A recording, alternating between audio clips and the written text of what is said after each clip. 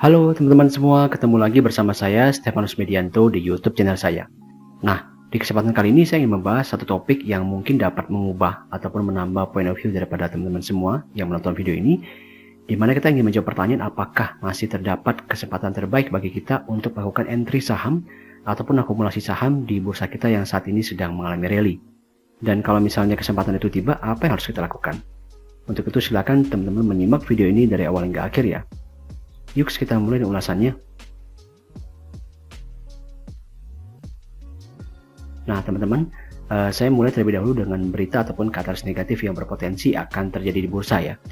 Yaitu kita bicara mengenai pertumbuhan ekonomi Indonesia ya, di mana dari Menteri Keuangan Sri Mulyani juga sudah memberikan publikasinya bahwa secara perkiraan growth kita di tahun 2025 ini itu hanya akan berkisar sekitar 5% ya untuk GDP kita. Dan kalau kita perhatikan estimasi GDP daripada lembaga luar seperti misalkan IMF itu justru mendowngrade nih pertumbuhan ekonomi Indonesia itu di kisaran 4,7 sampai dengan 5,1% di 2025 ya. Yang artinya sebenarnya kalau misalkan kita anggap bahwa growth 5% ini adalah growth yang akan capai pada akhir tahun 2025, berarti di Q1 2025 itu belum tentu ya, bisa saja di bawah 5% seperti itu. Dan kalau misalnya di bawah 5% berarti kan di bawah daripada pertumbuhan GDP di tahun 2024. Nah ini jelas secara umum ya, ini akan memberikan sentimen negatif sih kepada market ya. Itu terutama bagi pelaku pasar asing yang biasanya tidak suka dengan sentimen pertumbuhan negatif daripada sebuah negara gitu ya. Yang saat ini pun kalau kita perhatikan inflow sudah ada di market ya, tapi masih minim dari asing ya. Secara overall masih net sell yang cukup besar, kurang lebih 17 triliun kalau saya nggak salah datanya gitu ya, seperti itu. Jadi masih cukup besar. Jadi mungkin mereka masih menunggu nih bagaimana rilis GDP itu. Kalau misalkan ternyata down, menurut saya akan terjadi koreksi sih. Ya akan terjadi sentimen negatif untuk sementara waktu di market kita. Nah yang kedua kita bahas mengenai sentimen negatif dari faktor eksternal, yaitu kita bahas mengenai proyeksi ataupun ekspektasi inflasi yang kembali meningkat dari negeri Paman Sam atau negeri Amerika Serikat seperti itu ya. Ini jelas sebuah berita yang tidak bagus ya teman-teman semua. Karena kalau kita perhatikan secara tren inflasi di Amerika Serikat sendiri sebenarnya sudah menurun ya. Dari bulan Januari, Februari, Maret adalah yang terendah di level 2,4% untuk level CPI-nya seperti itu. Nah, namun karena ulah daripada Presiden Trump yang kembali melakukan trade war dengan menaikkan tarif ke berbagai negara, ini menyebabkan ekspektasi atas inflasi dari pengeluaran rumah tangga itu meningkat cukup tinggi ya, sampai di level 6,7% year on year di bulan April, yang artinya sudah lebih tinggi atau the highest level sejak tahun 1981 ya. Ini jelas bukan sebuah berita yang bagus ya, karena bagaimanapun The Fed sebagai pemangku kepentingan moneter ini sangat memperhatikan inflasi yang tadi sudah mau mencapai level 2%, tapi kalau misalkan ternyata kembali naik, ini jelas menjadi sinyal negatif nih bagi The Fed untuk kembali melakukan pengurangan suku bunga gitu ya. Karena ini merupakan sebuah parameter utama bagi The Fed untuk melakukan pengurangan suku bunga dengan target masih di level 2%. Sehingga kalau misalkan kembali naik, jelas ini merupakan sebuah sinyal negatif nih bagi market ya, karena The Fed akan kembali berstatement hawkish ya, yang bernada tidak akan mengurangi suku bunga dalam jangka pendek, jelas bernada hawkish yang tidak disukai oleh pelaku pasar ya, sehingga ekspektasi terhadap pengurangan suku bunga itu akan kembali melemah gitu ya di bulan-bulan berikutnya. So di minggu depan ini menjadi sebuah perhatian yang penting bagi teman-teman semuanya. Di tanggal 6-7 Mei adalah rapat The Fed yang akan segera diumumkan mengenai kebijakan suku bunga mereka, sehingga ini menjadi salah satu faktor yang akan mereka pertimbangkan. Kalau kita perhatikan dari sisi chart di bawah ya, di bagian sebelah kiri dapat dilihat bahwa sebenarnya tren inflasi sudah bagus. Tadi yang saya bilang ya, sudah mulai mengalami penurunan menuju ke level 2% yang diekspektasikan oleh The Fed. Namun karena ulah Trump dengan trade war-nya, maka ekspektasi terhadap inflasi pengeluaran rumah tangga itu kembali melonjak signifikan teman-teman semuanya. Perhatikan pada garis yang berwarna agak kehijau-hijauan seperti itu. Nah ini menyebabkan bahwa ini memberikan kita sinyal bahwa kemungkinan besar harga-harga konsumsi rumah tangga di Amerika Serikat itu akan mulai mengalami peningkatan atau mulai mengalami penguatan. Khususnya kalau kita perhatikan di chart sebelah kanan itu terlihat bahwa ekspektasi dalam horizon 1 tahun itu meningkat signifikan tingkat inflasinya atau tingkat kenaikan harganya gitu ya. Nah itu menjadi sebuah sinyal yang negatif sih ya, sangat negatif bagi Amerika Serikat dan juga bagi ekonomi dunia ya, karena sekali lagi The Fed memegang peranan yang sangat penting dengan mempertahankan suku bunga tinggi. Yang kita harapkan adalah suku bunga rendah dan semuanya supaya likuiditasnya bisa mengalir dengan kuat ya, sehingga terdapat kembali inflow ke negara emerging market gitu loh. Kalau misalkan likuiditas sangat bagus, pelaku pasar asing memiliki dana yang besar, maka mereka pasti akan memasukkan dananya ke negara emerging market seperti salah satunya Indonesia seperti itu. Tapi kalau misalkan suku bunga tinggi, ya jujur agak kecil sih kemungkinannya. So ini menjadi faktor negatif kedua dari eksternal ya, dari negeri Paman Sam yang berpotensi akan menggerakkan market di bulan Mei ini. Nah, sekarang kita beralih sedikit ya ke analisa teknikal IHSG. Ya, memang harus kita syukuri ya bahwa sebelumnya dengan trade war-nya Trump yang mulai diumumkan pada tanggal 8 April, itu market langsung down seketika teman-teman semua ya. Memang cukup tidak menyenangkan bagi sebagian besar teman-teman semuanya. Saya juga termasuk salah satunya juga mengalami loss pada waktu itu. Ya memang tidak menyenangkan, namun kita berhasil recover dengan mengambil kesempatan rebound yang bagus ya. Di mana market di tanggal 8 April itu jatuh sangat dalam, kemudian berhasil rebound ya dengan sangat baik sampai dengan hari ini. Itu meskipun terjadi 1-2 hari koreksi, namun dapat terus mengalami kenaikan. Namun di sini teman-teman semua ya, saya harus sampaikan secara objektif, secara chart ya, secara teknikal, kenaikan IHSG saat ini sudah agak dipaksakan teman-teman semua ya. Nah, silakan diperhatikan di chart ini bahwa candle-nya sudah semakin lama semakin mengecil. Ya, ini tidak bisa kita abaikan teman-teman semuanya. Sebagai seorang chartis, sebagai seorang yang memang praktisi di pasar modal, saya harus sampaikan ini kepada teman-teman semua. Bukan berarti market tidak mungkin naik ya. Market pasti memiliki kemungkinan untuk naik lagi ya. Namun yang kita harapkan adalah kenaikannya tentu adalah kenaikan yang sustain gitu ya. Nah, dengan kondisi seperti ini, kenaikan market ini agak dipaksakan teman-teman semua ya. Jadi secara teknikal ini sudah menguji sendiri resist lainnya. Jadi secara sehat ya, secara wajar ini harus mengalami koreksi ya. Kalau misalkan masih digas terus, ya memang bisa, mungkin saja digas terus ke level 7000 ya, bukan tidak mungkin. Ya bisa saja, tapi nanti kalau dia mengalami koreksi akan lebih sakit lagi, akan lebih kuat lagi. So better kita harapkan koreksinya sekarang. Koreksi akan kemana sih gitu ya, yang sehat? Ya jujur ada 2 area gap ya teman-teman semuanya yang terbentuk sebelumnya ketika IHSG mengalami kenaikan kuat ya.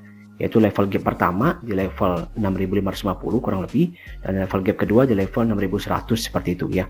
Ya kalau misalkan kita harapkan sebenarnya ya minimal koreksinya setidaknya jatuh lah atau menutup area gap pertama nih ya ke level 6550 gitu ya. Pertanyaannya apakah gap 6100 akan tertutup? Ya mungkin suatu waktu nanti ya. Sebenarnya sih saya secara pribadi memang mengharapkan itu segera ditutup sih pada waktu itu, pada waktu dia mengalami kenaikan sekitar tanggal 11 April gitu ya. Namun ternyata market kan berkata lain. Ya sudah, kita ikutin saja. Namun kalau misalkan bisa tertutup dengan cepat itu akan sangat baik sekali ya, karena justru momen ini menurut saya ya, setelah Mei lewat maka nanti akan ada katalis positif yang akan segera berembus di bursa efek kita yang nanti akan saya paparkan setelah ini. So poin saya di sini adalah bahwa market ini perlu koreksi ya teman-teman semuanya. Tidak bisa sebuah market itu terus mengalami kenaikan, dia pasti akan ada masa untuk mengalami down gitu, akan mengalami koreksi ya, dan harus mengalami koreksi yang cukup lebar juga gitu ya, karena ini bicara IHSG. Jadi nggak bisa terlalu minim juga, butuh swing down yang cukup lebar untuk membentuk sebuah baseline baru. Ya kita harapkan setidaknya skenario adalah menutup gap 6550. Kalau misalkan ini terjadi, teman-teman sudah bisa memutuskan untuk masuk nih. Masuk sedikit dulu, jangan menggunakan seluruh dana karena masih ada 1 gap lagi di bawah ya yang perlu diperhatikan, itu bisa berpotensi untuk ditutup gitu ya. Nah, kalau lebih seperti itu untuk analisa market IHSG. Sekarang kita masuk ke dalam informasi berikutnya. Nah, ini yang saya katakan sebagai katalis positif ya. Jadi nanti kalau misalkan market ternyata mengalami koreksi dengan 2 sentimen tadi ya, yang sedang ditunggu-tunggu oleh pelaku pasar, khususnya pelaku pasar asing, maka seharusnya nanti kita juga akan mendapatkan kembali berita positif teman semuanya yang akan membuat market kembali rebound. So memang menurut saya ini kesempatan yang sangat baik sih. Kalau misalnya memang terjadi koreksi kuat, maka ini adalah kesempatan buy. Ya, kembali lagi ke teman-teman semua. Kalau misalnya teman-teman semua adalah teman-teman trader yang memang berorientasi pada swing trading, ya sebaiknya segera melakukan profit taking nih. Kalau misalkan nanti di minggu depan market sudah mulai mengalami koreksi. Namun kalau misalkan teman-teman adalah investor jangka panjang yang memang memiliki dana lebih, ya justru merupakan kesempatan yang baik nih untuk menambah akumulasi di bursa saham gitu ya. Nah, Danantara sendiri sudah menginformasikan pada publik bahwa mereka berpotensi akan menempatkan dananya di pasar modal ya. Saat ini mereka sedang menunggu full setoran dividen yang akan mereka terima nih di akhir April 2025 ya, dari bank-bank besar BUMN dan juga dari beberapa BUMN lain, yang kurang lebih teman-teman semuanya diperkirakan akan mencapai 59 triliun ya di akhir April ini. Nah, dari situ mereka akan mulai melihat berapa besar sih porsi yang akan mereka masukkan dalam pasar modal gitu ya. Nah, kalau berdasarkan informasi yang mereka publikasikan bahwa setoran dividen dari seluruh BUMN yang mereka terima di tahun 2025 itu bisa berkisar sekitar 8 miliar dolar. Dan kalau kita estimasikan ya kurang lebih akan jatuh di level 130-an triliun. So ini jelas sangat menarik sekali kalau misalkan nanti Danantara mengambil sebuah inisiatif ya untuk juga menempatkan porsi investasi di pasar modal domestik ya. Kita anggap 10% saja, ya berarti kurang lebih kan di tengah tahun akan dapat 5 triliun lebih dan di akhir tahun akan dapat sekitar 10 triliun lebih. Itu baru 10% saja. Secara normal biasanya perusahaan-perusahaan institusi besar itu bisa mencapai 20% porsi investasinya. Ya, so dengan adanya katalis positif daripada inflow yang diberikan oleh Danantara, ini jelas memberikan satu keyakinan lebih ya bagi kita khususnya investor retail yang tentu akan menumpangkan tren itu gitu ya. Itu bisa lebih convince untuk entry juga ke dalam pasar saham ketika nanti dia mengalami koreksi. Seperti itu. Nah, berita kedua juga yang sangat baik adalah dari BPJS Ketenagakerjaan gitu ya. sudah menyatakan secara resmi di publikasi umum bahwa mereka akan melakukan inflow, akan menambah porsi investasi saham lokalnya itu hingga mencapai 20% dari portofolio saat ini dalam waktu 3 tahun ke depan. Di mana saat ini mereka sudah melakukan investasi itu kurang lebih masih di bawah 10%. Kalau saya nggak salah itu di bawah 7% gitu ya. So memang masih minim sekali sih porsinya bagi BPJS Ketenagakerjaan untuk melakukan investasi di saham lokal. Nah, dengan berita seperti ini tentu menjadi sebuah berita yang positif ya. Di mana sebenarnya ketika kejatuhan market sebelumnya tadi di tanggal 8 April sampai 11 April itu mereka juga sudah mulai melakukan akumulasi. So memang salah satu penggerak market atau salah satu investor domestik lokal yang mendukung kenaikan market saat ini adalah BPJS Ketenagakerjaan tentunya gitu ya. Nah, dengan dana kelolaan mencapai 791 triliun ya pada akhir 2024 dan bukan tidak mungkin akan terus meningkat nih lebih dari 800 triliun dalam waktu 3 tahun ke depan. Ya berarti akan menjadikan BPJS Ketenagakerjaan sebagai investor institusi terbesar domestik ya di Indonesia seperti itu.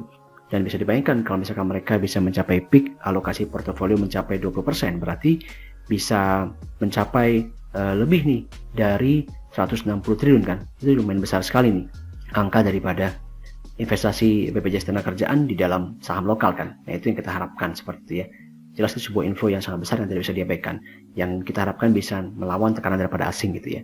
So, saya convince sih ya dengan adanya informasi-informasi positif ini, sehingga nanti kalau misalkan market mengalami koreksi kuat, saya secara pribadi juga siap sih menambah akumulasinya, sudah mempersiapkan hal itu gitu ya. Nah, berita ketiga juga sama ya dari lembaga investor institusi kita juga, yaitu Taspen sebagai lembaga terbesar kedua ya, yang juga sudah menyatakan minatnya untuk menambah investasinya di pasar saham gitu ya, yang saat ini memang berkisar antara 3-4% saja gitu. Dimana ya strategi mereka ya akan menunggu market mengalami koreksi, baru kemudian mereka melakukan akumulasi ya dengan strategi buy and weakness. So ini sedang menunggu nih, para investor institusi itu sedang menunggu koreksi market tentunya ya, karena tidak sehat kita melakukan pembelian market itu di harga yang tinggi, kita harus menunggu koreksi seperti itu. So saya bilang makanya kalau misalkan terjadi koreksi justru merupakan sebuah hal yang sangat baik dan wajar, justru memberikan kita ruang untuk melakukan penambahan akumulasi investasi atau justru memberikan kita ruang untuk entry saham di evaluasi yang baik di harga yang rendah seperti itu ya, sehingga memiliki peluang capital gain yang baik. Nah teman-teman, sebelum saya masuk dalam ulasan berikutnya, izinkan saya untuk menyampaikan informasi sebagai berikut ya teman-teman semua. Bahwa saat ini kami sudah memiliki 2 channel informasi yang bisa teman-teman follow untuk bisa mendapatkan berbagai macam update market, informasi teknikal maupun fundamental, serta edukasi-edukasi lainnya. Untuk link joinnya sendiri sudah saya sertakan pada deskripsi video ya. Dan bagi teman-teman yang mungkin sudah mempertimbangkan untuk membuka akun sekuritas, maka bisa mempertimbangkan untuk membuka akun Henan Putra Sekuritas melalui nomor WhatsApp sebagai berikut. Dengan benefit utamanya adalah bisa mendapatkan free lifetime advisory dari kami. Kita lanjutkan dengan ulasannya. Nah, berikutnya saya akan bahas mengenai analisa teknikal daripada USD IDR gitu ya. Nah, ini juga merupakan sebuah berita yang sangat bagus di mana akhirnya IDR kita juga mengalami penguatan terhadap dolar yang sudah ditunggu-tunggu ya. Di mana sebenarnya mata uang lain itu sudah menguat nih terhadap USD, namun mata uang kita sendiri yang masih tertinggal. Namun sekarang akhirnya terkonfirmasi.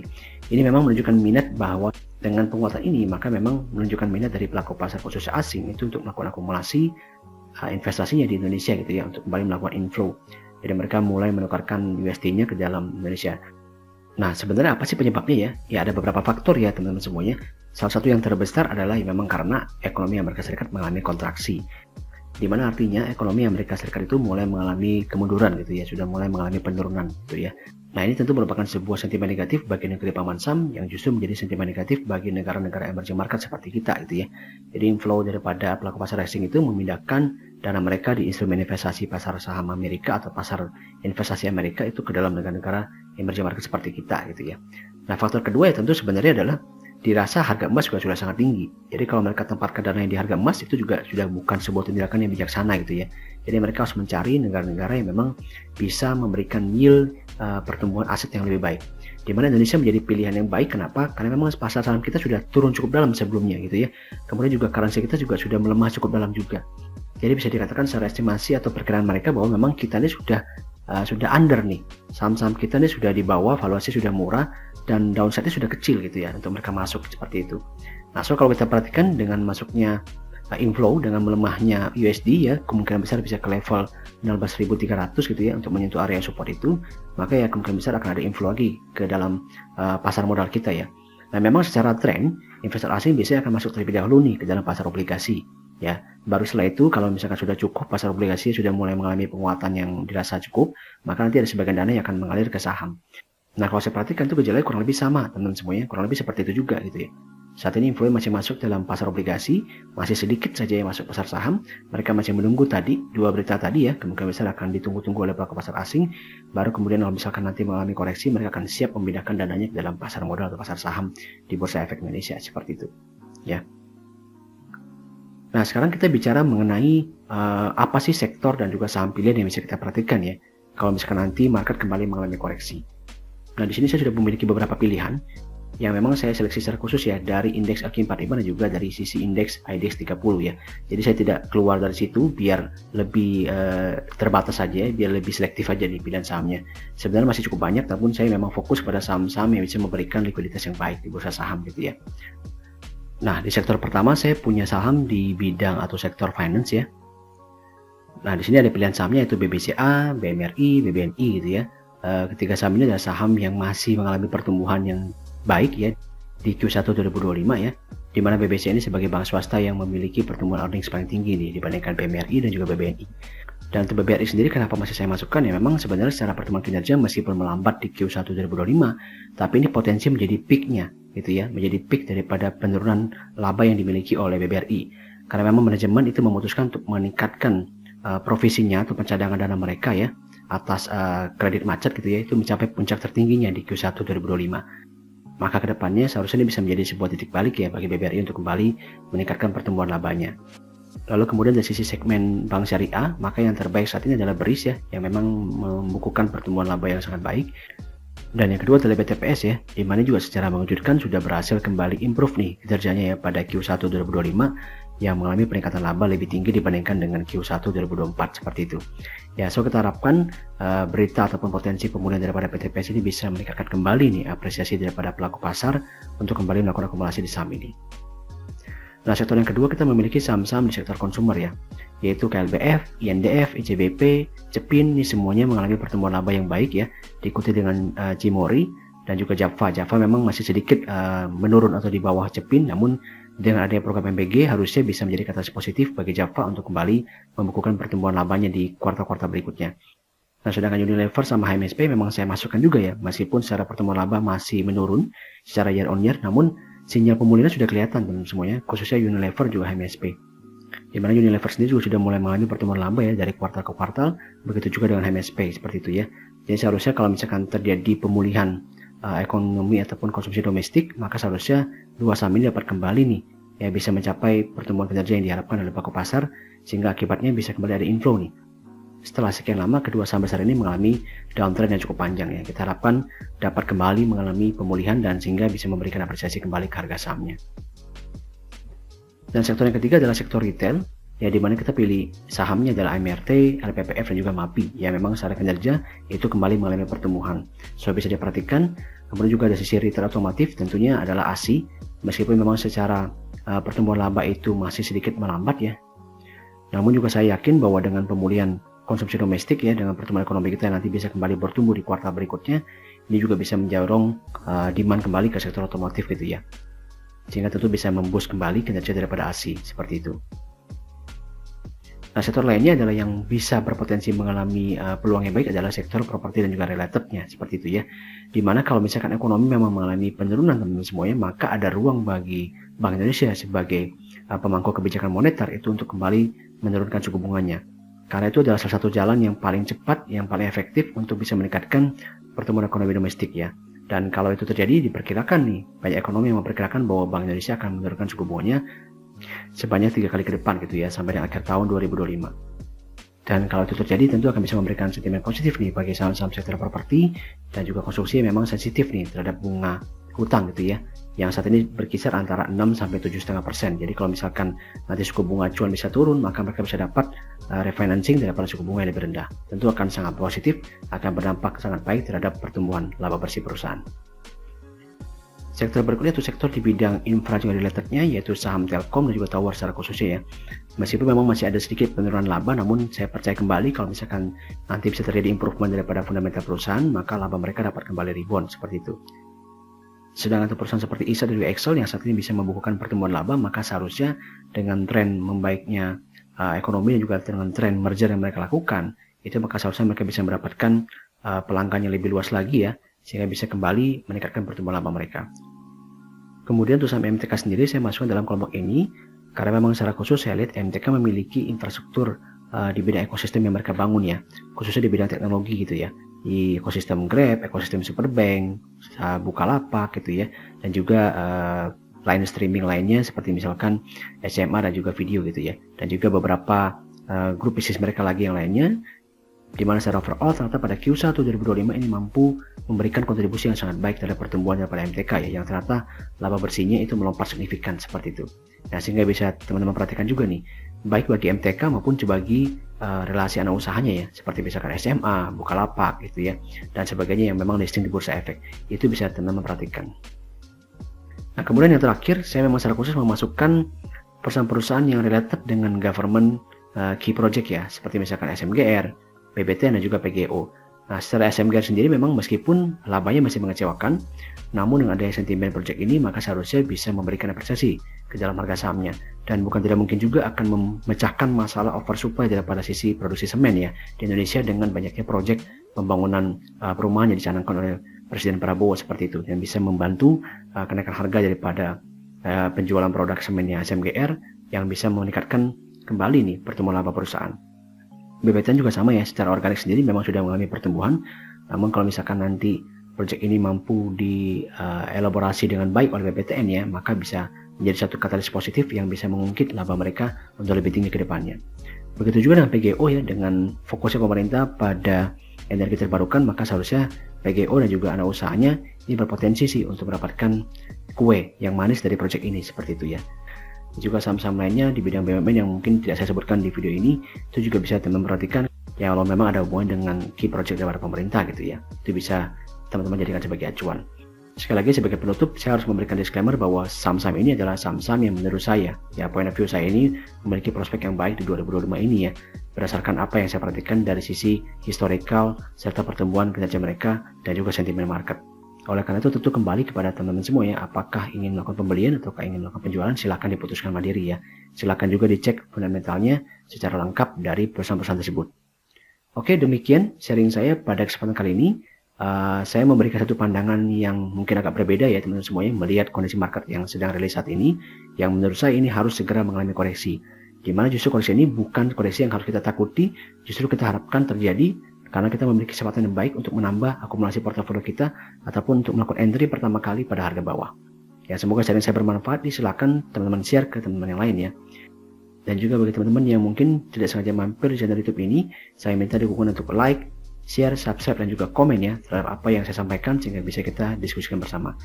Teman-teman juga bisa mengikuti update market dan juga update saham-saham yang saya sebutkan di video kali ini di channel Telegram saya ya, yaitu di SM Saham Free, di mana link joinnya sudah saya sertakan pada deskripsi video. Oke, thanks for watching dan see you in the next video.